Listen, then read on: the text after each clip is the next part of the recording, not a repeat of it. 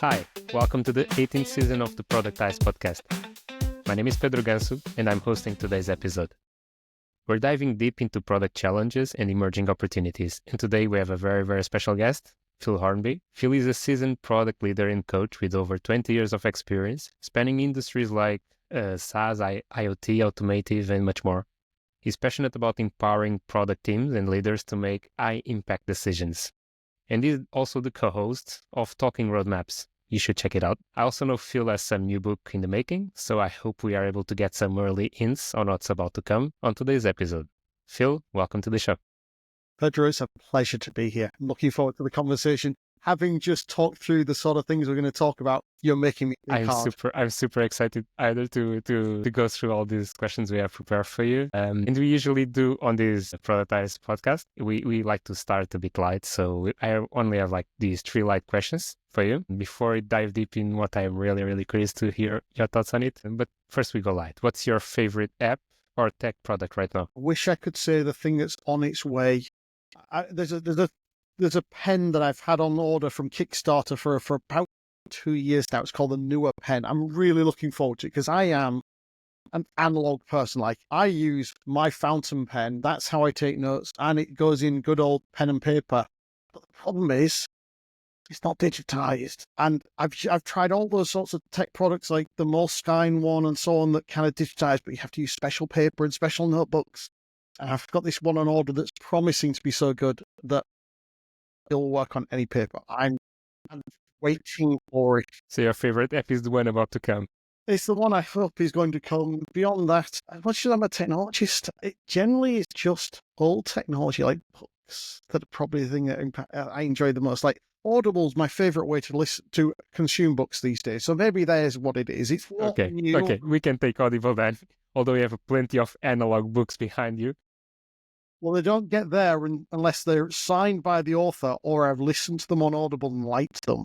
Okay. So we'll stick with Audible then for this first light question and wait for the app to be built. If anyone is listening, want to take advantage of it. And second question for you, what's the most unusual thing people can find about you online? That they can't find. Well, I don't think it's out there. Maybe I've mentioned it a few talks, but I'm a nationally placed ballroom and Latin American dancer. Back in the university days, like 25 years ago, I used to compete and used to do quick step, cha-cha-cha, mambo, all these sorts of things, and used to love it.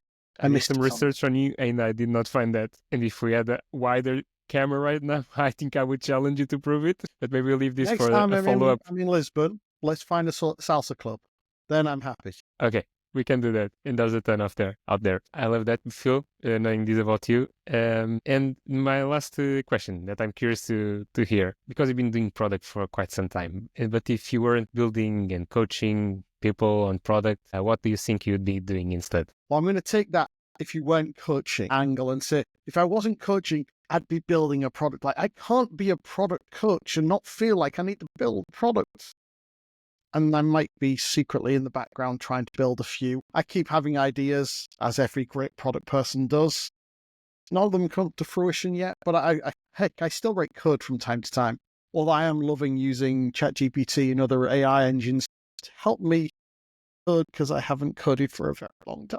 Okay, love that. And if you need more ideas to build product on your own, maybe the one you desire the most that you answered before, getting that digital. Is on its way. It's literally, I've done the Kickstarter, right? It's due to arrive in Q1 next year. That's why I'm waiting for it. Really? So it's really soon. I was thinking it would be more delayed in time. So that's super great, Phil. And now I really want to go in your journey because when I started doing research on you, it's vast. It's hard to see where even to start. But I really want to get an idea on your journey, your background, because your career spans through 2 decades and multiple industries. So you did start as a developer and developing system architectures, right? So I want to understand what drew you to product management as this now true calling of yours. Yes, I am officially a geek. If we go back far enough, I'm an engineer. In fact, the thing that people might not have known about me, the other answer I nearly gave was I was the principal electrical engineer on McLaren super sports cars, for example. That was the other one I considered telling you. And so I did a lot in automotive, in technology. I'm a broad-based engineer, like hardware and software, and mechanical as well.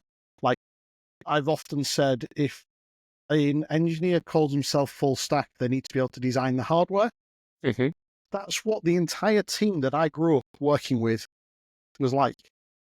And interestingly, I was working for a former product manager. So my managing director, back in 2001, when he recruited me straight from university, he had been a product manager in the 80s. And that was, to these days, people think product management's this new shiny thing that's been around 10 years. And in Europe, to an extent, that's true. The last 10 to 15 years is when it's grown. And I started in product in 2008, I think, officially. That was my first official product management job, which was post-acquisition. That same company that I started at, I went through various roles. And by the time we were acquired in 2008, I was on the senior leadership team, and I was the operations manager.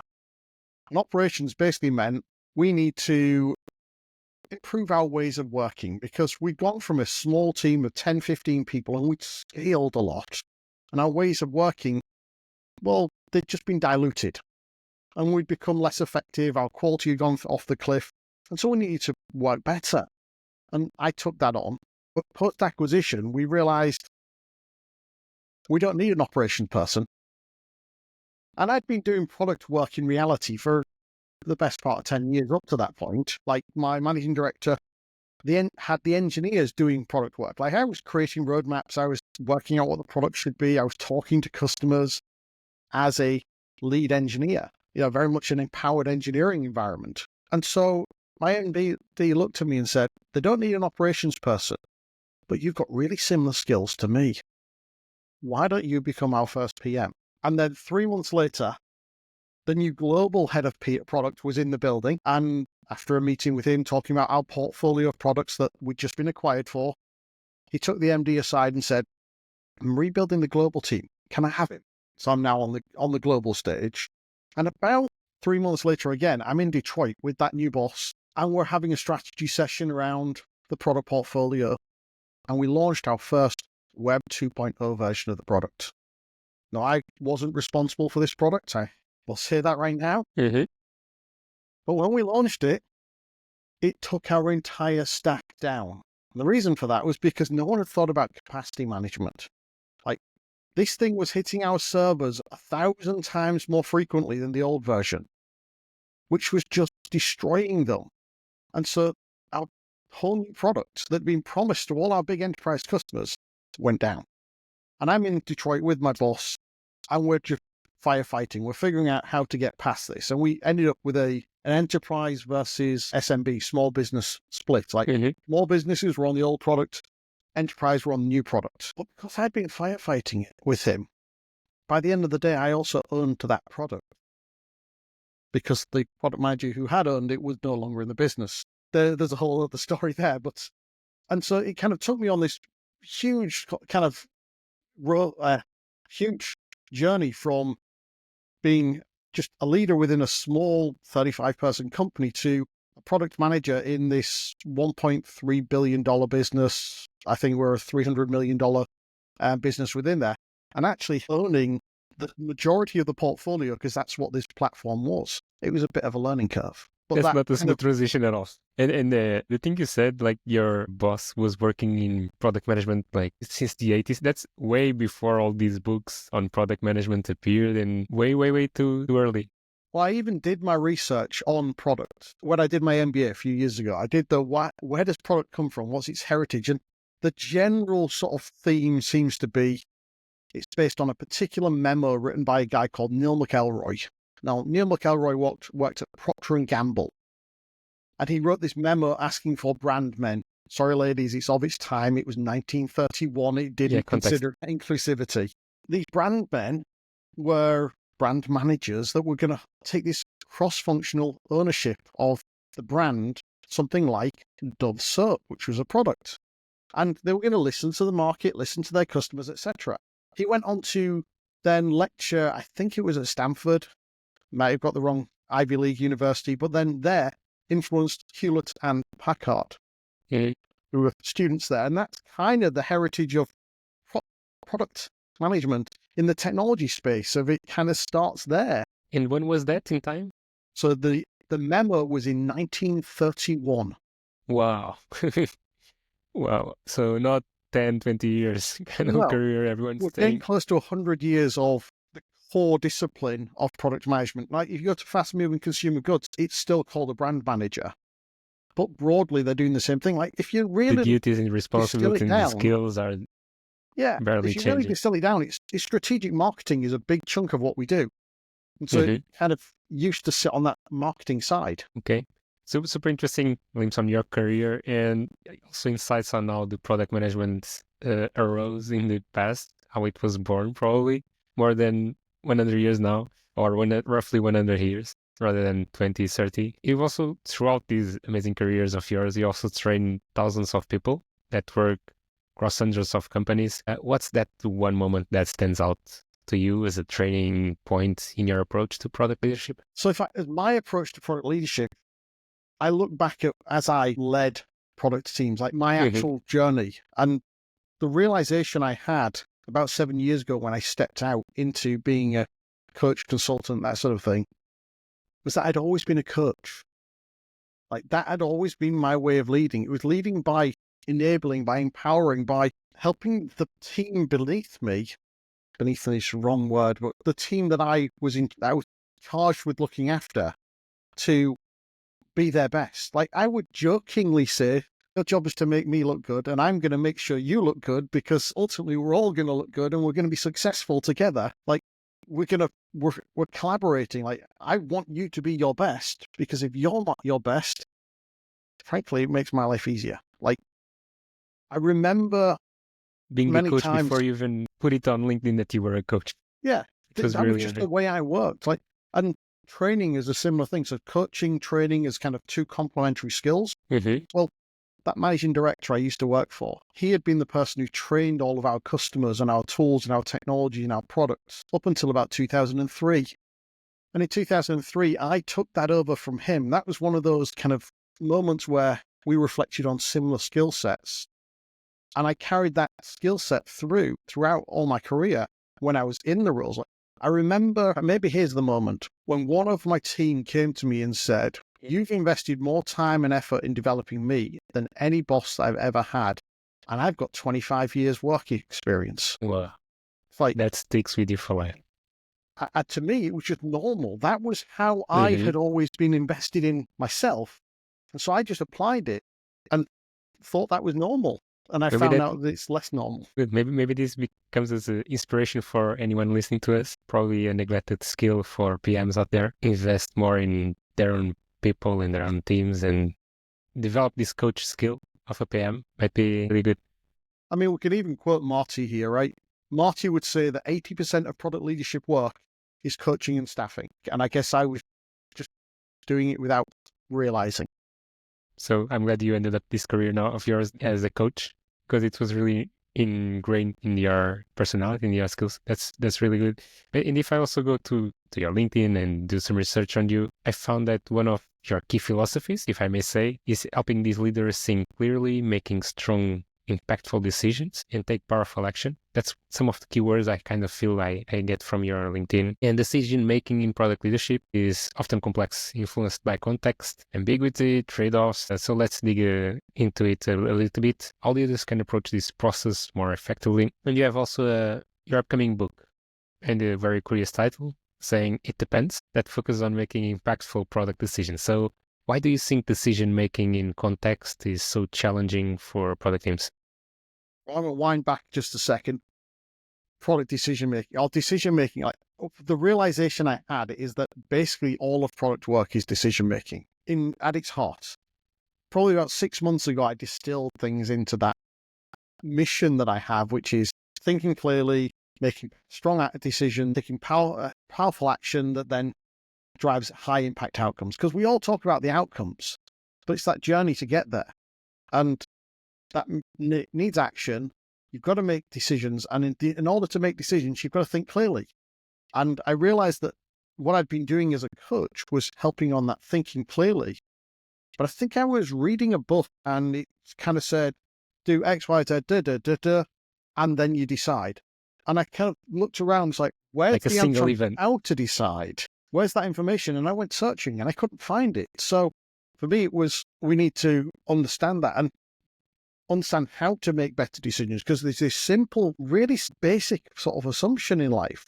Everyone's still alive, so they've made some decisions. If they've made some decisions, then maybe they know how to, or they're good at it, when they're probably pretty poor or suboptimal decisions. So let's improve how we make decisions, because all the way up and down products, from strategy to roadmaps to prioritization to what discovery you're going to do, etc., that's all decisions. So I figured out that was where I wanted to help the product craft get better.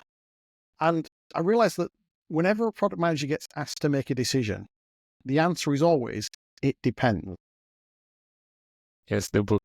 Hence the book title, because it's catchy. And I think I was at an event and I was the title. And I sat there and listened to how many times people said, it depends, at a conference, never mind actually in a product meeting. And I was like, I counted so many times I ran out of fingers. Okay, decision made. And so then I said, well, what does it depends really mean? And it depends means we need to understand the context and the constraints, because the context is what's happening in the market, how financially sound are we, what else do we know, all these things. Like, did a talk called It Depends a couple of times last year, and I literally just asked 5 different questions and then say, what do we need to know? And put this list of all these things we might want to know, and it's still a very short version of it. So that's why it depends. We've got to talk about it. We've got to learn from what everybody else knows. We've got to bring all that context together so we can make the right decision in that context. Just because there is one path, or you see one path forwards, doesn't mean it's the right one for you, your product, your organization, because there are certain strengths you've got versus your competition, and doing the same thing is just going after a fool's errand. So instead, we're trying to find a way that is the best way for us and our customers, and that we can ultimately support and is going to deliver, it's going to create value for our customers and us at scale.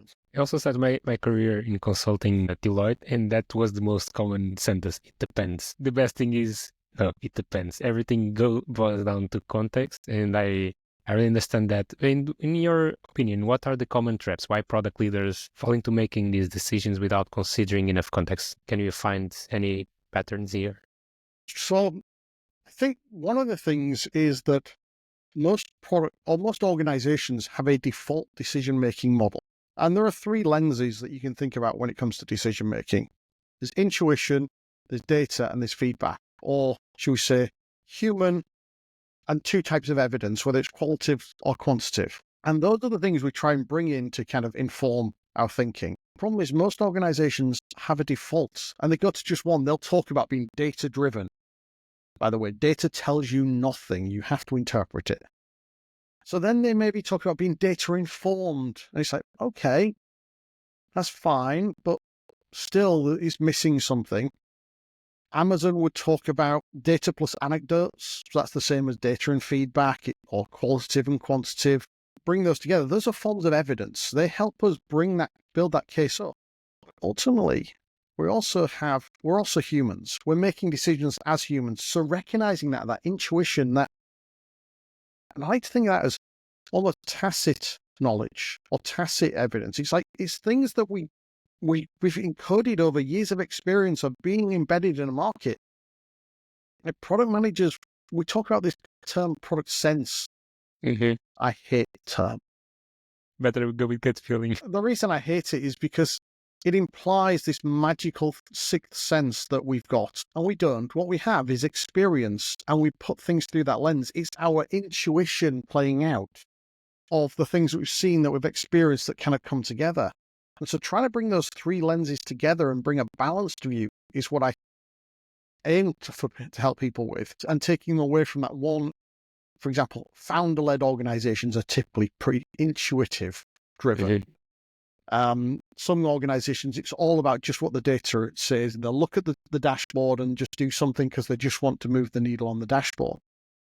Best way to move the needle on the dashboard is to bring the other 2 into the frame, because you can see what happened with data, but you probably can't understand why it happened unless you take the anecdotes or the feedback into account. And even then, you've got to bring that human element on top of it. Like just thinking about what's happening in the world.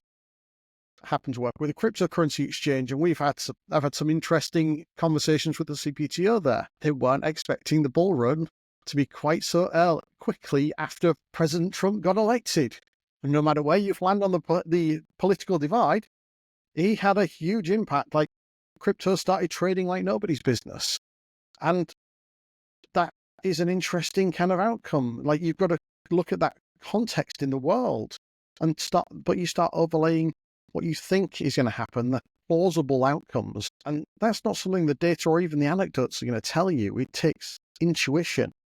Way to preview what's going to happen. It's not only data will not give you all the answers. I love that. I couldn't capture you mentioned three things that are very important. So I think I'll reframe this question.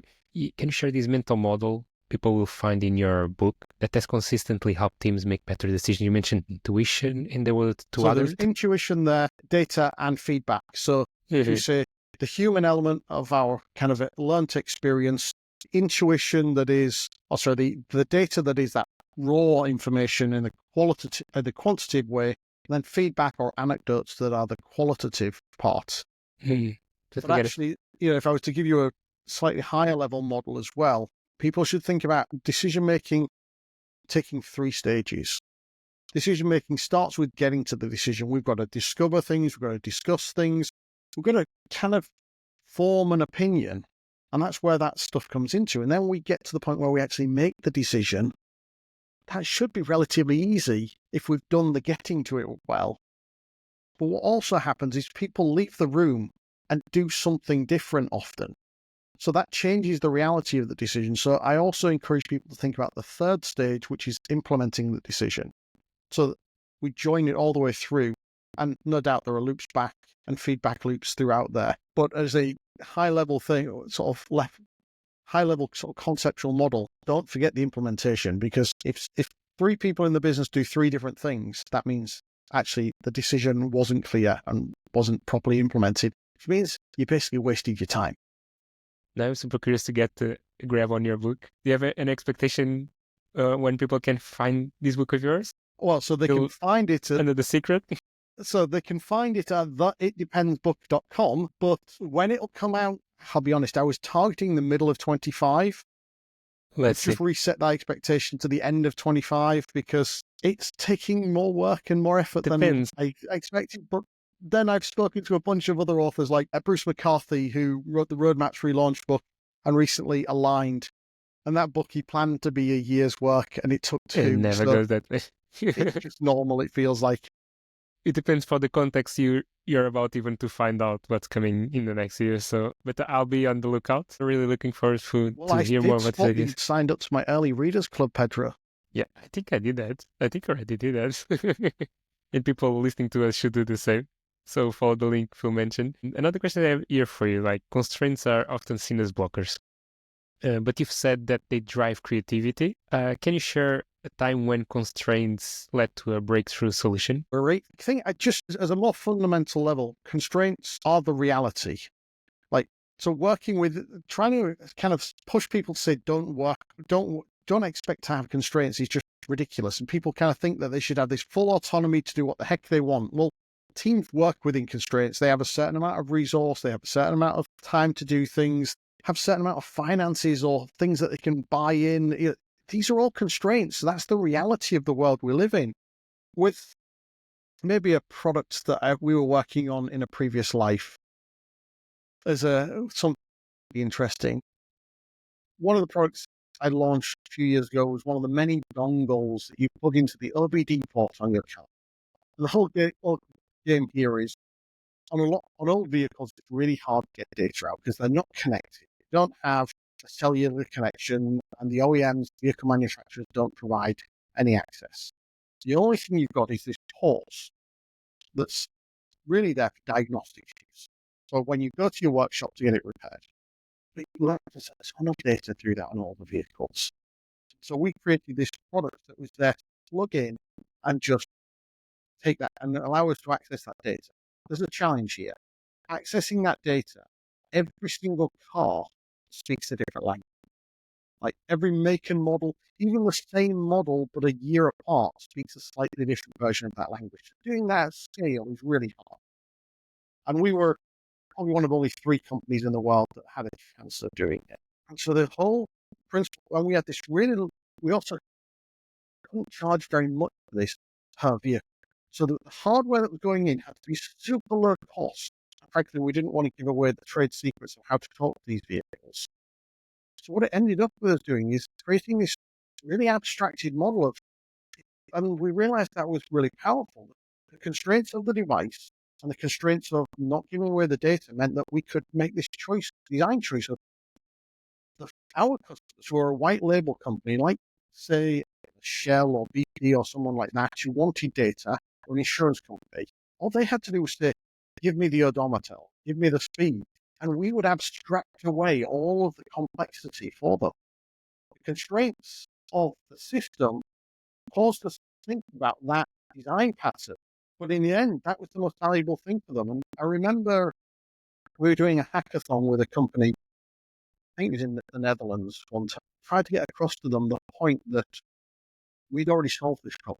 Because they knew it was a hard problem to solve. But they didn't really want to listen. They wanted to do a. So we turned up, and on day one, we handed them a device and a license key and an FTK and an example application that came out of the box and said, there you go, that does everything you wanted in the hackathon because we've already solved it and it's standard delivery. 30 minutes later, we'd done everything they wanted to do in that week. So we spent the rest of the week working on more valuable things, like what sort of applications can you build on that? What can you realize that's valuable for you as a client? And it all started with a bunch of constraints you were given. That's really, really good. How these amount of constraints enable these abstractions that you created and all the solutions that came out of it. And let's be honest, yes, a great designer might have come to that design principle anyway, but it's what that was the seed that created it for us. Okay, so that's very powerful advice. Embracing these constraints because they may be also part of the solution that you end up with. Really good. I don't want to end up this conversation without going not to teams, because for the past years you've been coaching a lot of organizations in it, and empowering teams to think entrepreneurially and take ownership is a hallmark of your coaching. But building entrepreneurial product teams, especially in larger or more bureaucratic organizations, and this comes with unique challenges. That's what I'm a bit curious to hear more, pick up your brain on it. So let's explore how leaders can foster that mindset while driving alignment and collaboration. You work with both big enterprises, startups. So what are the biggest differences you've seen in how product teams approach collaboration? And quick break, did you know this year's Productized conference is a big one? We're celebrating our 10th edition. For a decade, we've been bringing product managers, designers, and innovators together in Lisbon for top-tier insights, interactive workshops, and invaluable networking. This year, it's bigger and better than ever with world-class speakers and special anniversary celebrations. Don't miss your chance to be part of it October 16th to 17th in Lisbon. Join us for the big celebration. Tickets are now available at www.productized.co. We hope to meet you there. Great product teams, no matter where they are, approach collaboration in a similar way. It's an openness. It's a recognition of the value that each of the different functions that form that team bring into that team. And they recognize that the value of each of the functions and the mindset that they bring. I'll be honest, one of the anti-patterns I've seen in the last 10 years is product managers becoming more and more technical, or at least looked at as more and more technical. Now, maybe many of us come from a technical background. That's cool. But our job in the room is not to be technical. Think about this, 4, 6, 8, 10 engineers in the room. We don't need another technical voice. There's a designer in the room probably with us. We don't need another UX voice. What we need is someone bringing the business perspective and the customer perspective if we're in a B2B environment in particular, which is different to the user. They need to bring that angle to make sure that we're delivering value, and bringing that recognition and that balance of those 3 different angles. That's the core of any product sort of collaboration. And yes, that sounds exactly like the perfect product trio. I've seen something yesterday, was talking about the product square, adding a 4th person. I'm a little skeptical of that because the whole point of the trio is that we're trying to bring it down to a really small unit at the heart of the team.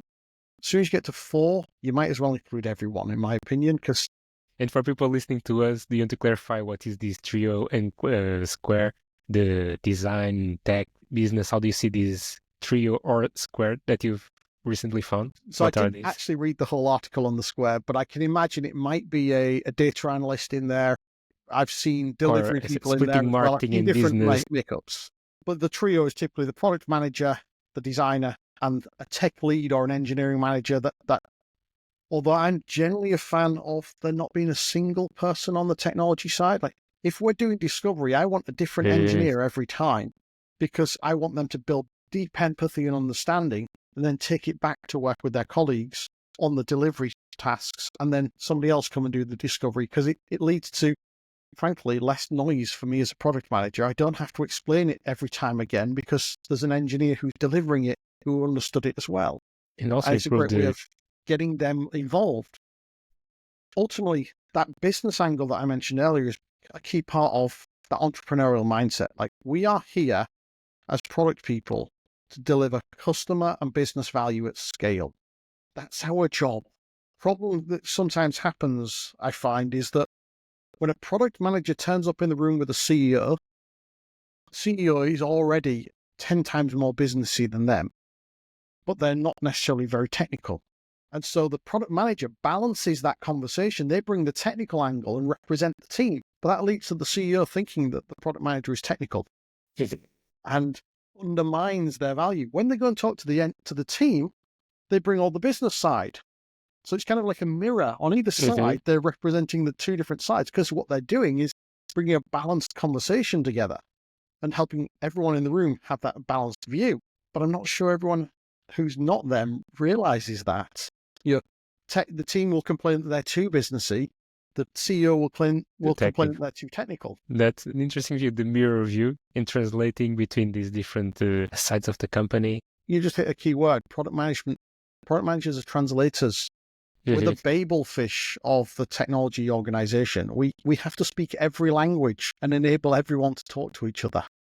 And you mentioned entrepreneurial mindset, and you see this to be feasible also in both large and big organizations. What would happen in such bureaucratic places and environments how can you foster this entrepreneurial mindset? I mean, a good part of it is about how empowered the team is. Creating the right missions and the right culture in the organization. Like, decision-making comes as a core part of that. Like, what decisions can the team, product managers, the designers, and the engineers make? That helps them be more entrepreneurial. If they're basically told, go and deliver X, they can't be entrepreneurial. So it definitely happens, and there are process models out there that make it really hard. But if you get it right, it can work everywhere. Like, the reality is, a CEO in a large company probably is far more hands-off than a CEO in a startup, because they can't afford to be involved. They're looking over this huge entity and trying to take it all in the same rough direction. It's like a huge oil tanker that's really slow steering. Well, the product teams are making lots of small decisions and to keep things moving forwards. And so often, in fact, in large organizations, you can find more entrepreneurial empowerment than sometimes in startups, because in the startup, the CEO is day-to-day involved and can get a little bit too prescriptive. And actually, a lot of the companies I deal with are in that messy middle of the scale-up, where the founders are trying to give more power away. They're trying to become more productive. They're trying to apply more of a product operating model. They're trying to make it so that the team can take on more and be more entrepreneurial. But again, we come back to constraints. Within what box can they be on? Within what box are they empowered? They're not free to do what the heck they want. They have a mission. Yeah, there's some boundaries, usually encoded as a mission. Like, I tend to think of that as, what problems are they being asked to solve? And that's usually pretty high-level problem spaces. What needles are they being asked to move? Typically by an OKR or something like that. But that creates a set of constraints. If you're not working on moving the needle you've been given, then you're doing the wrong thing. But you know that you're then going in the right direction, and that creates that box that you should operate in, because there's only certain things that are going to move that needle and solve certain problems for your customers. You might even choose which customers they're working with or which part of the customer journey they're working on. And those things create that kind of mission and ultimately then enable you to be empowered and entrepreneurial within that frame. That's really amazing. And in this coaching of yours that you've been doing, maybe a difficult question. What is like the first thing that you ask them? What does good look like? Or what are you aiming to achieve? I mean, it really is quite that simple. Coaching for me is all about the individual's agenda within reason. If they're hiring me, if they've brought a coach in and their absolute goal is to get a new job and leave the current employer and the employer is paying, then that's maybe a bit out of alignment. But I rarely come in with an organizational overlay of these are the things that they must achieve. I might get some idea from their leaders of these are the challenges we're seeing, and that forms some of the context. But as an example, I know that I've got a coaching call this afternoon, and it's with a relatively new product manager who's an ex-designer, and there's a bunch of imposter syndrome going on there. So her goal is how to know that she's a good product manager, how to become one if she's not. So we're doing things around looking at assessment frameworks. How would she kind of judge what is a good product manager? And then where are the gaps so we can go and work on them? With other people, it might be, actually, I need to get an absolutely clear strategy in place. The reality is that after about 3 conversations, we're usually onto then soft skills and stakeholder management of how are you going to sell these ideas into the organization, because the strategy part is actually the easy bit. Getting everyone on board is the hard bit. But as like other people, it can be as simple as, I know, how do I improve my executive presence? Like I know what we need to do, but I'm just not getting the executive support. Well, okay, let's have that conversation. Someone else, I mean, often the agenda changes even halfway through a couple of coaching sessions. I was going to be working on the value proposition for the overall business with a CPO a few years ago. And as she arrived in the call and we were planning to talk about this, she said, I know we're going to talk about value propositions, but we've just had an acquisition offer. Can we talk about that? How do I navigate that? How do I deal with that? And so we went down that path. Someone else turned up on a call and said, I've just been given profit and loss responsibility. I don't know where to start. And so the agenda can be so varied. It's like, what are you aiming to achieve? I guess coming all the way back to is the question, because I'm there to be a sparring partner. That's ultimately my goal as a coach. It's not to bring my agenda of what you should be doing and so on. It's about me enabling you to be the best at what you're doing. And helping your coaches define what good looks like the power of defining what would be good for you. There we go. We're back to decision making again. We need to know what problem we're solving before we can solve it. That's lovely.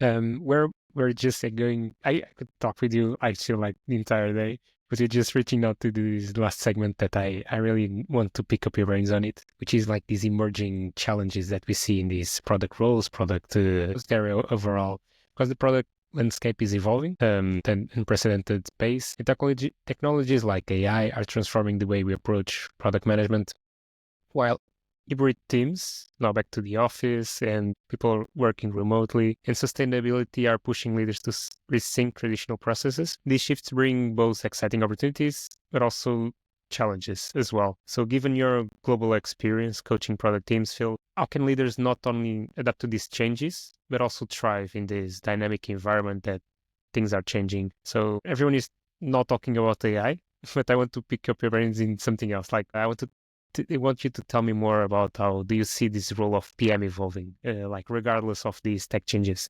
Yeah. So I think it's interesting when we talked about the history of product management, right? And if we think about that as a pendulum, a long time ago, it was over here.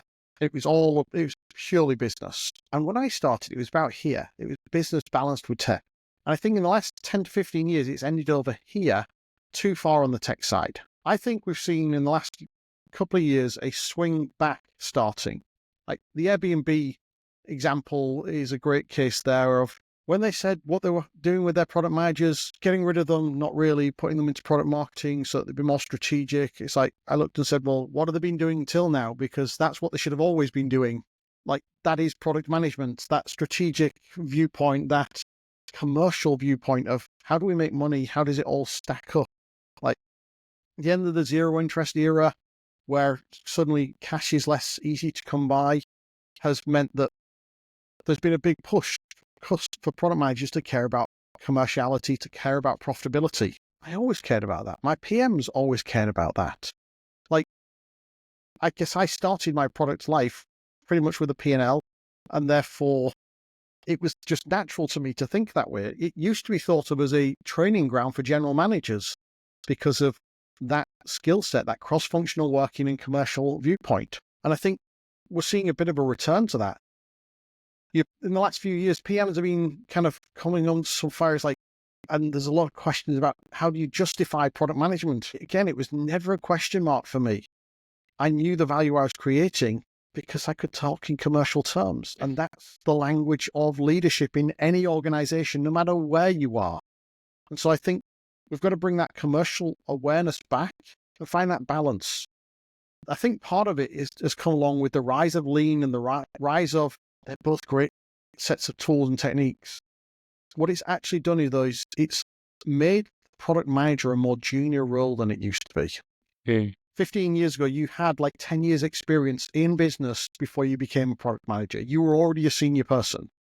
Now you get people straight out of university and college as a product manager. I'm not saying it's a bad thing, but it's a change in the role. There's a whole tier of product managers that are really doing more operational work than we ever used to do. Like what a head of or a VP or a director of product is doing these days is really what a product manager used to do 15 years ago, with the addition of people leadership. And so we've got we've got to recognize that the role has evolved. I'm not a fan of some of the narrowing of the role, like getting into more specialized, like an AI PM or a growth PM. It's like product management is a full stack role. What we call a full stack product manager is what it always should have been, and where its strength is. Narrowing it dilutes its value. And that's actually, I think, part of the kind of reaction we've seen in the last couple of years of it's not been delivering the same amount of value because it got diluted. And so we need to bring back some of the history. Now, I'm starting to sound like an old guy right now. You do, Phil. You got to recognize that. But I think we've got to remember the value it's creating is, it's not about how do we build better tech. It's actually about how we do better business with a product at its heart. Like, I made as many decisions about doing different marketing campaigns or changing the pricing or changing the packaging to make my product successful as it did about new features to add. In fact, probably more of them, because sometimes that's the right thing to do and the thing that will drive more value for you and your customers. So it's about recognizing you've got a broader tool set, not getting stuck in just the things you build. And in that pendulum visualization of yours, that probably started way to business, but then it got a fine balance, but then enabled opening doors to very junior PMs and pushing all these lean frameworks, pushing people towards more technical delivery kind of thing. Where do you see this pendulum going? Still going towards tech, or do you feel it's bouncing back to I feel we're slightly going back towards the center at the moment. I hope we don't overswing, because I think that would be a mistake as well. Maybe it's a bias because of where I really embraced product. But I think the whole point of product is it's cross-functional and it's balanced. That's its role. It's not about being in one camp or the other. It's about being in the middle. It's one of the challenges you see is when product reports into the CTO, it becomes too technical. When it reports into the CMO, it becomes too commercial. Mm-hmm. That's the reason why having a separate reporting line is valuable, because it enables us to create that more centralized or more balanced perspective that's trying to bring both together. I love it, how you framed it. I think I knew it, but I never heard someone put it in that very clear perspective. I mean, let's add another damage. I actually believe that product managers sit in two core teams or even two core trios. You have your trio over here with design, development, and product management. If we look on the other side, the more commercial side, we have another group that we work with all the time, or should be, which is product marketing, marketing communications, and sales. Mm-hmm. And I almost think of the product marketing manager as the equivalent of my designer these days. Like they are my partner in understanding that side of the equation. And I'm there trying to bring the balance on both sides. Got it. And with these hybrid and distributed teams, maintaining this innovation and cohesion can be tough because people are all over distributed teams. And what strategies have you seen work particularly well for addressing these challenges? It's interesting because my entire product management life, I've been a distributed or hybrid or remote worker. I've been doing it since 2008, since way before it was cool. Before it was cool. In fact, I remember the day it began. So that company that was acquired, I was driving, and I was now looking after that global portfolio, and I was driving into the office of my old team to sit there and talk to nobody. So I called my boss in the US and said, do you mind if I start working from home a bit? To which he responded, well, I'm the only person in Detroit, in San Diego, and my boss is the only one in Detroit, or one of two in Detroit. What do you think we do? So from that day onwards, I was fully remote, although I realize now I would call it hybrid. I went into an office when it made sense. In fact, there's my key thing. There are times when being high bandwidth makes sense. There are times when you just need to be together. Like humans build relationships together. In 2020, when everyone went remote, it worked because people already had relationships. They were frozen in place and we could leverage those relationships to get stuff done. If you haven't got that, it's so much harder. Like the new people joining the workplace have got a perfect storm. I know I said let's not talk about AI, but here we go. Here's my AI take. Remote work AI is a perfect storm for talent development. If you think about it this way, if we all learn by going into an office and sitting next to someone and kind of modeling their behavior, even subconsciously, if you start working remotely, you don't get that benefit and you therefore don't learn how to get stuff done effectively. Now, AI is taking the place of a bunch of those junior people that you would do that work with. AI is not great on its own, at least yet. Right now, it needs an experienced person. You look at things like Copilot for coding. You still need a senior engineer to check it and edit and make some tweaks to make it actually work. Well, the same's true with AI in any information or any knowledge domain. So all of a sudden, you've got these companies that are going to use AI to do the boilerplate basic work, only hire senior people. And the junior people who do get hired are off on their own, not getting that tacit learning. And so all of a sudden, we've got this development, or we've got a talent problem in 10, 15 years' time because we're not building that talent pipeline. Now, some companies can afford to go that way, and there'll be others that are investing in building the talent pool. But it's a challenge because I fundamentally believe in hybrid work. Like, it's how I've worked for so long. I wouldn't ever want to do anything different. But I do see some challenges associated with it. And I think AI combines with it to make it worse. So if I wind all the way back to your question, what's the best thing to do to get it working is actually build relationships. My favorite tactic whenever I onboarded someone in my previous life was really simple. As a leader, I took a week out of my diary and I took them on a tour of the business. We went to visit everybody. And I'd introduce them by name, face to face.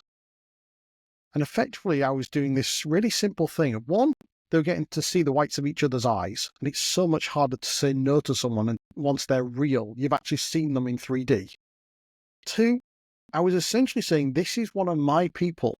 If they need something, then think about it as if you're doing it for me. And I had a lot of political capital. I had a lot in the political bank. So people would do stuff for me. And essentially, I'm saying they can take money out of my political bank because they're one of mine. Like, if you do it for me, do it for them, look after them. And it just made them more effective because they had the relationship. I would introduce them to each other and I'd tell them a little bit about each other personally. And again, one of those little moments, I remember someone saying to me, I've sat next to this person for 10 years and you know more about them than I do. I made an effort. And circling back to the beginning of this conversation, you also give a ton of context to all these people that you put together because these corridor talks only happen when they're face-to-face. You're still strong believer of hybrid as long as people get to see face-to-face 3D people and get the human side of things.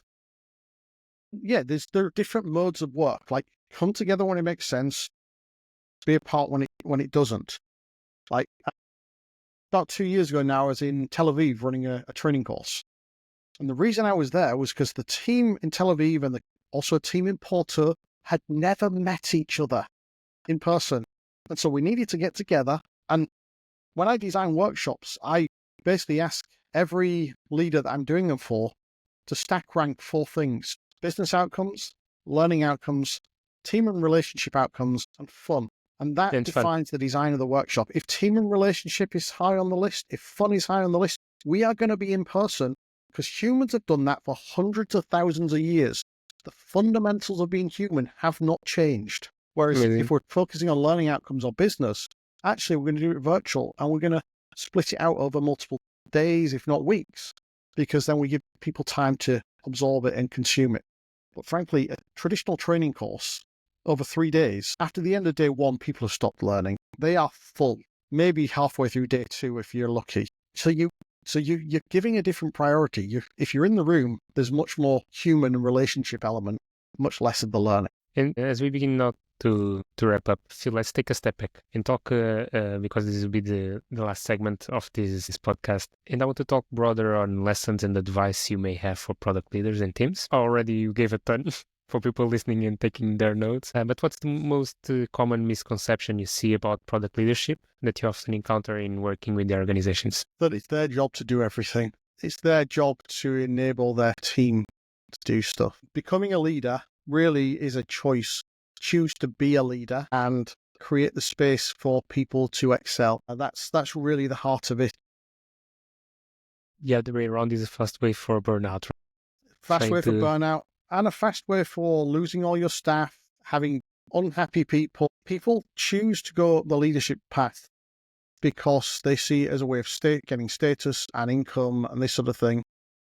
These days, thankfully, we're now starting to see the expert path more and more recognized, where you can be a senior, principal, staff, even a distinguished product manager, things that have been in the technical domain for a while. That's where you're being a super IC, where you are the best at your craft, as opposed to a leader. Make a choice about what you want to do.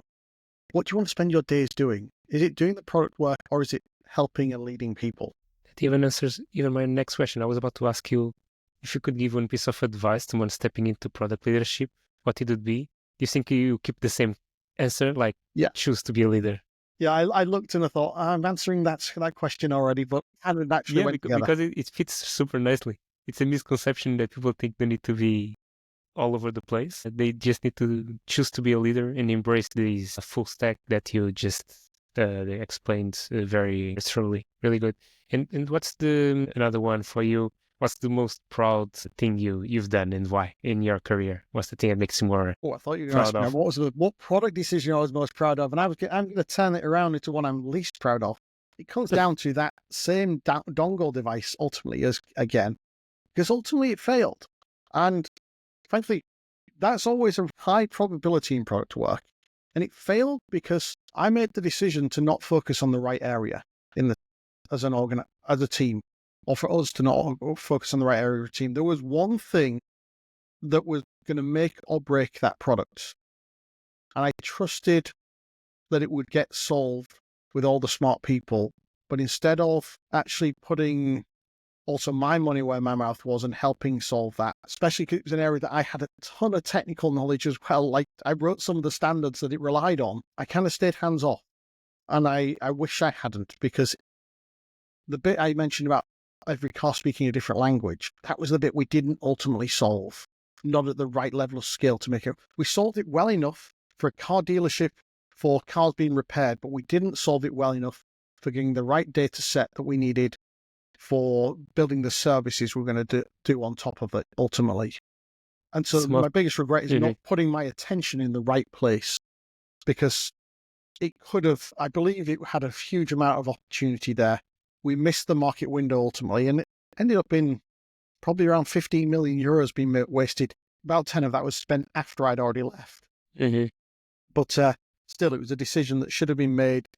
One, to kill it ultimately because we missed the market window, but also to put our emphasis on the right place. Like going back to product management fundamentals, it needs to be valuable, feasible, viable, and usable.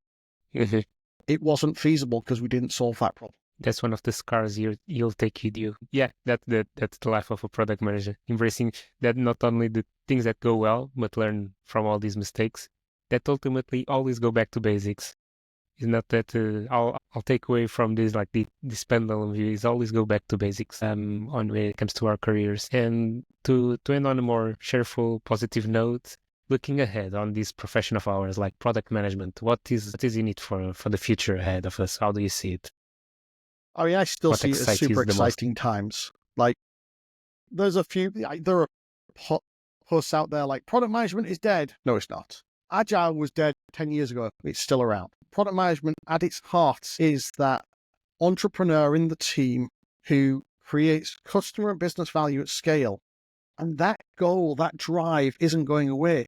There's some interesting, maybe new approaches of evolution, like using AI to take some of the, shall I say, boring parts of the work away. Some of the things that just weren't adding so much value.